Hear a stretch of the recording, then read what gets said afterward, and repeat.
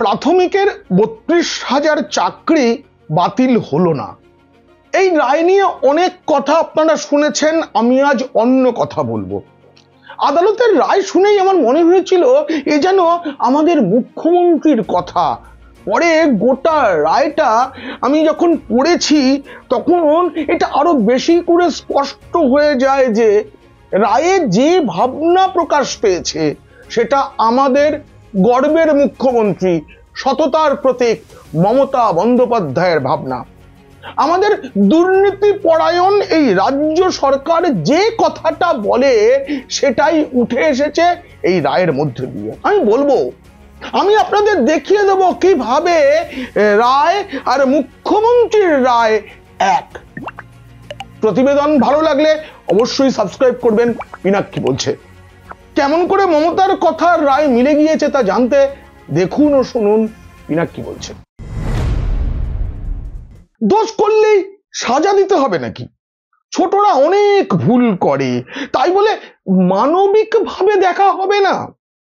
ধর্ষণ থেকে চাকরি বিক্রি, গরু পাচার থেকে কয়লা পাচার, 100 দিনের কাজে দুর্নীতি, রেশনের চাল চুরি, সবেতেই এমন করেই তো বলেন আমাদের গর্বের মুখ্যমন্ত্রী। সততার প্রতীক মমতা বন্দ্যোপাধ্যায় যেভাবে বলেন আদালতের রায়ে যেন সেটাই বলা হয়েছে না? আপনি একবার ভেবে দেখুন। তাই আমার মনে হয় আদালতের যে রায় ব্যাপক দুর্নীতি প্রমাণ হয়নি, সেই যুক্তিতে এই বিধানসভা নির্বাচনে সকলের উচিত তৃণমূল কংগ্রেসকে দুহাত ভরে ভোট দেওয়া। কারণ ব্যাপক দুর্নীতি করেছে আমরা জানি, কিন্তু প্রমাণিত হয়নি তো। তাই কালীঘাটের বন্দ্যোপাধ্যায় পরিবারকে ক্ষমতায় না ফেরালে 15 বছর সরকার চালানোর পরে পরিবারটা অস্তিত্বের সংকটে পড়ে যাবে। তাই তাদের ভোট দেওয়া উচিত। যেমন করে অনধিকারের চাকরি অযোগ্যরা 9 বছর চাকরি করছেন বলে তাদের পরিবার সংকটে পড়ে যাবে বলে তাদের চাকরিগুলো রয়ে গেল। শুরুতেই বলে রাখি, আদালতের উপরে আমার অগাধ ভরসা। আদালতের রায় আমি শিরোধার্য করিনি, কিন্তু মনে তো কিছু প্রশ্ন ওঠেই। আর আমাদের একটা অধিকারও আছে, যে কোনো আদালতের যে কোনো রায়ের বিশ্লেষণ সমালোচনার অধিকার সকলের আছে। দেশের আইনেই সেই অধিকার দিয়েছে। 1971 সালের আদালত অবমাননা আইনের 5 নম্বর ধারায় বলেছে, a person shall not be guilty of contempt of court for publishing any fair comment on the merits of any case which has been heard and finally decided। মানে বিচার প্রক্রিয়া শেষ, শুনানি শেষের পর কোনো আদালত কোনো রায় দিলে তার গঠনমূলক সমালোচনা আদালত অবমাননা নয়। আর আমার আদালত অবমাননা করার কোনো ইচ্ছা নেই, করতেও চাই না। আমি আদালতের উপর অগাধ ভরসা রাখি, কিন্তু মনে একটা গভীর প্রশ্ন। আমি এটা বলতে চাইছি না যে আমাদের মুখ্যমন্ত্রীর কথা শুনে রায় দেওয়া হয়েছে, একবারেই বলছি না, কিন্তু আপনি মিলিয়ে দেখুন। আমি এমন কথা বলার আস্পর্ধা দেখাবো না, কিন্তু এই মামলায় যারা দুর্নীতি করে চাকরি পেয়েছে আর যারা দুর্নীতি করতে দিয়েছে তাদেরই তো বিচার হওয়ার কথা। যোগ্য হয়েও যারা চাকরি পাননি তাদেরও তো বিচার পাওয়ার কথা, তাদেরও তো অস্তিত্বের সংকট, সেটা কিন্তু ভাবা হয়নি। কিন্তু তার চেয়েও বড় কথা, এই মামলায় একবারও ভাবা হলো না আসলে তারা মামলার পার্টি নয়, তারা ভোটারও নয়। এই রাজ্যের প্রাথমিক স্কুলের পড়ুয়ারা মূলত গরিব ঘরের ছেলে মেয়েরাই সেখানে পড়তে যায়। তাদের বাবা মায়ের বেসরকারি স্কুলে পড়ানোর সামর্থ্য নেই বলে তারা প্রাথমিক স্কুলে পড়ে যায়। একবার ভাবুন তো, তাদের অস্তিত্ব কতখানি সংকটে গেল। তারা সারাটা জীবন মনে রাখবে তো তারা প্রাথমিকে অযোগ্যদের কাছে পড়েছে, তারা তো মনে রাখবে, তাদের ভবিষ্যৎ তো ঝরঝরে হয়ে যাবে। অথচ এই গরিব গুরব মানুষগুলোকে তো ওপর দিকে নিয়ে আসার জন্যই আমাদের গণতন্ত্র, আমাদের সামাজিক ব্যবস্থা। তাতে তো ধস নামবে, ধস নামতে কোনো বাকি নেই, ধস নেমে গেছে। কিন্তু যারা অযোগ্য, যাদেরকে সিবিআই চিহ্নিত করেছে, যারা যোগ্যদের টপকে চাকরি পেয়েছেন, যারা চাকরি কিনেছেন, তাদের পরিবার অস্তিত্বের সংকটে পড়বে বলে আমরা কত পরিবারের অস্তিত্বের সংকট তৈরি করলাম। এই পড়ুয়ারা যারা স্কুলে গিয়ে মিড ডে মিল খেতেই যায়, তাদের লেখাপড়া কি হয় আমি জানি না, তারা কি সারা জীবন সমাজের বোঝা হয়ে ওই দয়ার 2 টাকা কেজি চালের ভাত খাবে? তাদের প্রতি আমাদের কোনো মানবিকতার প্রশ্ন নেই না? ওরা যেদিন বড় হয়ে জানতে পারবে শুধু মানবিক কারণে ওদের শিক্ষকরা জালি, দাগি, অযোগ্য হয়েও পড়িয়েছেন, ওরা কি আমাদের ক্ষমা করতে পারবেন? ওরা তো আজকের পড়ুয়া, আগামী দিনের ভোটার, নাগরিক। ভবিষ্যৎ প্রজন্ম যখন বলবে আমাদের আদালত ওদের জন্য সুবিচার করেনি, ওরা কি আমাদের আদালতকে ক্ষমা করতে পারবে? নাকি ক্ষমা করা ঠিক হবে? আমি আগে বলছিলাম না, আজকের শিশুই তো আগামী নাগরিক, ভোটার। সেই কথাটা কি মনে রাখা হয়েছে, নাকি ভাবা হয়েছে ওই কথাটা যে ওরা এখন মিড ডে মিল পায়, ওরা 2 টাকা কেজির চালের ভাত খাবে? ওদের কোনো স্বপ্ন নেই তো। অথচ প্রাথমিক শিক্ষাই তো মূল, ওখানে তো ভিতটা তৈরি হয়। অযোগ্যরা সেই ভিতটা কি করে তৈরি করছেন? আমার খালি প্রশ্ন, যে প্রশ্নটার জন্য আমার ঘুম ছুটেছে, অন্য কার চাকরি রইল, কে চাকরি পেলেন না, তার থেকেও বেশি আমার কাছে প্রশ্ন, এই বাচ্চাগুলোর স্বপ্ন ভেঙে দিল না তো আমাদের আদালত? আমি গোটা রায়টা পড়েছি, 141 পাতার রায়, খুঁটিনাটি বলবো। তবে তার আগে একটা কথা, আপনাদের জন্য আমি যে প্রতিবেদন বানাই তাতে অনেক সময় এবং পরিশ্রম দিতে হয়। যদি আপনারা ভালোবেসে আমাকে সুপার থ্যাঙ্কসের মাধ্যমে টাকা পাঠান, তাহলে আরো ভালো ভালো ভিডিও বানানোর উৎসাহ পাবো আমি। দেখবেন ভিডিওর নিচে যেখানে সাবস্ক্রাইবার বাটন থাকে, তার পাশেই থ্যাঙ্কস বাটন আছে।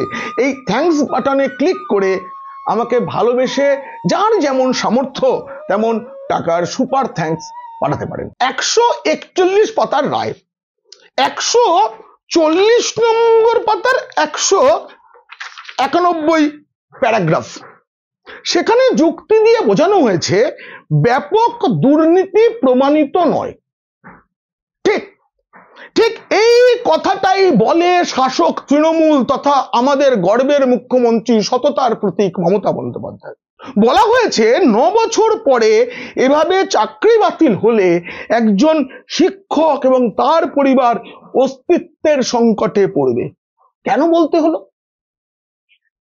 পরপর তো আইনি যুক্তি সাজানো হচ্ছিল, একেবারে 141 পাতার রায়ের 140 পাতায় এসে এটা বলতে হলো কেন? সুপ্রিম কোর্টের নির্দেশে যখন 26,000 চাকরি বাতিল হলো, তখন আমাদের মুখ্যমন্ত্রী বলেছিলেন আমার সরকার মানবিক সরকার, তাই আমরা ABCDE পথ ভেবে রেখেছি। কিন্তু কিছুই ভাবেননি, কিছু করতে পারেননি, 26,000-এর চাকরি গেছে। সেই সময় 2022 সালে SSCর যারা দাগি তাদেরকে রেখে দেওয়ার জন্য অতিরিক্ত শূন্য পদ তৈরি করার সিদ্ধান্ত নিয়েছিল মমতা বন্দ্যোপাধ্যায় মন্ত্রিসভা। তখন বিচারপতি ছিলেন অভিজিৎ গঙ্গোপাধ্যায়, তিনি একটা মন্তব্য করেছিলেন, গণতন্ত্র নিয়ে ছেলে খেলা হচ্ছে নাকি? আমি গোটা মন্ত্রিসভাকে এইখানে পার্টি করব, তাদেরকে ডাকবো। এমনকি তিনি এটাও মন্তব্য করেছিলেন যে নির্বাচন কমিশনকে বলবো তৃণমূলের প্রতীক কেড়ে নেওয়ার জন্য। যদিও পরে এসব কিছু হয়নি। 23 সালে তিনি 32,000 চাকরি বাতিল করেছিলেন, তারা আবার বহাল রইলেন। এই মামলাটা না হাইকোর্টের সিঙ্গেল বেঞ্চ, ডিভিশন বেঞ্চ হয়ে সুপ্রিম কোর্টে গেছে, সেখান থেকে আবার ডিভিশন বেঞ্চে এসেছিল। প্রথম 3টে বেঞ্চই কিন্তু চাকরি বাতিলের পক্ষে পড়েছিল। মমতা বন্দ্যোপাধ্যায় যারা SSCর পরীক্ষায় এই 26,000 বাতিল যাওয়ার মধ্যে গ্রুপ সি, গ্রুপ ডির যারা দাগি, তাদের মাসে মাসে মানবিক সরকার, মানবিকতার কারণে ভাতা দেবেন বলেছিলেন। মাননীয় বিচারপতি অমৃতা সিনহার রায় তা বাদ গেছে। মাননীয় এটাও করেছেন, মানবিক কারণে সুপ্রিম কোর্টের নির্দেশ সত্ত্বেও দাগিদের থেকে বেতন ফেরত নেওয়ার কাজ এখনো শুরু হয়নি, সেই মামলা সুপ্রিম কোর্টে চলছে। এটা সর্বোচ্চ আদালতের রায়ের অবমাননা বলে একটি মামলা শুরু হয়েছে। এইসব যুক্তি আমি কেন দিচ্ছি? কারণ আমাদের সরকার মানবিক সরকার মমতা বন্দ্যোপাধ্যায়ের সরকার ঠিক এইভাবে ভাবে, দোষীদের মানবিক দিকটা ভাবেন মমতা বন্দ্যোপাধ্যায়, ভাবেন। আরে এই রায়ও ভেবেছে। আমার রায়টা পড়তে পড়তে আমি শেষ দিকে এসে মনে হলো, তবে কি প্রাক্তন বিচারপতি অভিজিৎ গঙ্গোপাধ্যায়ের যে রায় সেটা খারিজ করতে গিয়ে যুক্তি কম পড়ে গেল। আমরা যখন যুক্তি কম পড়ে যায় তখনই তো বলি মানবিক কারণে আমরা এটা মেনে নিচ্ছি। মানবিকতার অজুহাত আমরা খুঁজি তখন যখন যুক্তি থাকে না আমাদের। জানি সব ঠিক আছে, ও দোষ করেছে, কিন্তু বড় ছোট তো, এটা আমরা বলি তো। জানি ও খুব খারাপ কাজ করেছে, আমাদের বেসরকারি অফিসেও হয় এটা, কিন্তু চাকরিটা চলে গেলে পরিবারটা খাবে কি? অতএব ওকে আর একটা সুযোগ দেওয়া হোক। কিন্তু ওই বাচ্চাগুলো আমরা ভাবলাম না। যারা মামলা করেছিলেন তারা সবাই ডিএলএড প্রশিক্ষণ প্রাপ্ত। অভিযোগ যারা চাকরি পেয়েছেন তারা ডিএলএড প্রশিক্ষণ প্রাপ্ত ছিলেন না। তাহলে এই ডিএলএড প্রশিক্ষণের কোনো গুরুত্বই নেই। সেই প্রশিক্ষণ ছাড়াই যারা চাকরি পেয়েছিলেন তাদের পরিবার সংকটে চলে যাবে বলে তাদের চাকরিটা রয়ে গেল। টেটে মানে পরীক্ষায় তাদের নম্বর যারা চাকরি পেয়েছিলেন, যারা পাননি তাদের থেকে অনেক কম ছিল, তবুও তারা চাকরি পেয়েছেন। তাহলে পরীক্ষাটার কোনো অর্থ ছিল না। মাধ্যমিক এবং উচ্চ মাধ্যমিক পরীক্ষায় যারা চাকরি পেয়েছেন তাদের চাকরিটা রয়ে গেল আর কি, তারা অনেক কম মার্কস পেয়েছেন। আর যারা চাকরি পাননি তারা বেশি পেয়েছেন, এটা তো প্রমাণিত। তাহলে মাধ্যমিক উচ্চ মাধ্যমিকের নম্বরের কোনো গুরুত্বই নেই। তাহলে এখন যে প্রজন্ম মাধ্যমিক উচ্চ মাধ্যমিক দেবে তারা কি ভাববে? তারা বলবে তো কোনো গুরুত্ব নেই, আমি ইন্টারভিউতে কত পেলাম। অযোগ্যরা ইন্টারভিউতে 10-এর মধ্যে 9.5 পেয়েছে। আমি তো দীর্ঘদিন চাকরি করেছি, অনেক ভালো ভালো ইন্টারভিউ দিতে দেখেছি, কিন্তু তাদের চাকরি হয়নি। মাধ্যমিক উচ্চ মাধ্যমিক মানে তাদের বেসিকটা ঠিক নেই বলে। সেই নম্বর খারাপ থাকলে চাকরিতে অসুবিধা হয়, তাদের কাজ করতে অসুবিধা হয়। যারা মাধ্যমিক উচ্চ মাধ্যমিকে ভালো নম্বর পাননি তারা ছাত্রছাত্রীদের পড়াবেন কি করে? একটা যোগ্যতার মানও তো তাদের টপকাতে হয়। এই রায়ে বলা হচ্ছে যে 127 নম্বর পাতায়, আপনারা রায়টা দেখবেন, 183 নম্বর প্যারাগ্রাফে বলা হচ্ছে যে দুর্নীতির অভিযোগে বহু মামলার এখনো নিষ্পত্তি হয়নি। আসলে এখানে তো অনেকগুলো মামলা ছিল, সবকটা মামলা এক জায়গায় শুনানি হয়েছে। তাহলে কিসের ভিত্তিতে নিশ্চিত হওয়া গেল যে দুর্নীতি প্রমাণিত হয়নি বা দুর্নীতি হয়নি? লেখা রয়েছে, রায় রয়েছে, বহু মামলার এখনো নিষ্পত্তি হয়নি। আবার 140 নম্বর পাতার 190 নম্বর প্যারাগ্রাফটা দেখবেন, সেখানে নিয়োগ দুর্নীতির তদন্ত করে সিবিআই এ যাবৎ 264 জন চাকরি প্রাপককে খুঁজে পেয়েছে যাদের অন্যায়ভাবে বাড়তি নম্বর পাইয়ে দেওয়া হয়েছিল। এরা কিন্তু সকলে চাকরি করছেন, তাদের চাকরি বহাল রইল। তাহলে কি দরকার ছিল সুপ্রিম কোর্টের তদন্তের? হাস্যকর তো। 96 জন চাকরি প্রাপক, এই রায়তেই বলা আছে 96 জন চাকরি প্রাপক টেট পরীক্ষার যোগ্যতা মানও পেরোতে পারেননি বলা হয়েছে এই রায়ে। কিন্তু সমস্যাটা কোথায়? রায়ে এটা বলা হচ্ছে যে সিবিআই এদের বিরুদ্ধে শুধুমাত্র চার্জশিট দিয়েছে, এখনো দুর্নীতি প্রমাণিত হয়নি। একদম অকাট্য যুক্তি যে দুর্নীতি প্রমাণ হয়নি, কিন্তু তারা যে নির্দোষ সেটা প্রমাণ হয়েছে। কি প্রমাণ হয়েছে? আমি ডিভিশন বেঞ্চের রায় শিরোধার্য করে নিয়েই এই প্রশ্নটা আমার মনে জেগেছে। বলা হচ্ছে যে যারা চিহ্নিত তাদের দুর্নীতি প্রমাণিত হয়নি, কিন্তু তারা যে দুর্নীতি করেননি সেটাও কি প্রমাণিত হয়েছে? হয়নি তো। এবং যাদের দুর্নীতি প্রমাণিত হয়নি বা তদন্তে যাদের নাম উঠে আসেনি তারাও যে একবারে নিখুঁত কি করে বলবো? কারণ সিবিআই এর তদন্ত তো এখনো শেষ হয়নি। বড় গোলমেলে, জানেন তো, বড় গোলমেলে। এই যে 32,000 জনের চাকরি বাতিলের যে দাবি, তাতে নানা রকমের অভিযোগ। কেউ বেশি নম্বর পেয়েছেন তাকে টপকে গেছে, কেউ পরীক্ষাই দেননি, কেউ সাদা খাতা জমা দিয়ে চাকরি পেয়েছেন। ভাবুন, সাদা খাতা জমা দিয়ে চাকরি পেয়েছেন, কিন্তু 9 বছর চাকরি করে ফেলেছেন বলে তাদের পরিবার সংকটে পড়ে যাবে, এই মানবিকতার কারণে তারা চাকরিটা করে যাবেন, পেনশন পাবেন আমাদের করের টাকায়। আর সেই প্রশ্নটা আমার মন থেকে যাচ্ছে না, যেটা আমার ঘুম কেড়েছে। প্রাথমিকে এত অভিযুক্ত শিক্ষককে মানবিক কারণে চাকরিতে রেখে দেওয়া রায় শিরোধার্য করেই আবার সেই প্রশ্নটা করছি, গরিব ঘরের ছাত্রছাত্রীদের প্রতি মানবিকতা কে দেখাবে? মিড ডে মিলের লাইনে দাঁড়িয়ে থাকা ছোট ছোট শিশুগুলোর মানবিকতার কথা কে ভাববে?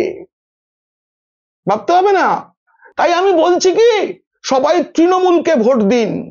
অনেক দুর্নীতি, কিন্তু সব দুর্নীতি প্রমাণিত হয়নি তো। আর 1.5 দশক 15 বছর সরকার চালানোর পরে সরকারি চাকরিটা যদি চলে যায়, তাহলে কালীঘাটের বন্দ্যোপাধ্যায় না না না তৃণমূলের যে বর্ধিত পরিবার, সেই পরিবারটা না সংকটে পড়ে যাবে।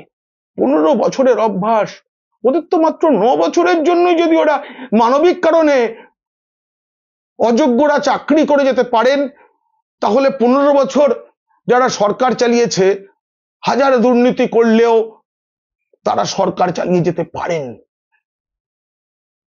এই প্রতিবেদন কেমন লাগলো জানি, অবশ্যই মন্তব্য করবেন। ভালো লাগলে বন্ধুদের, খারাপ লাগলে শত্রুদের শেয়ার করবেন। আপনারা ভালো থাকবেন।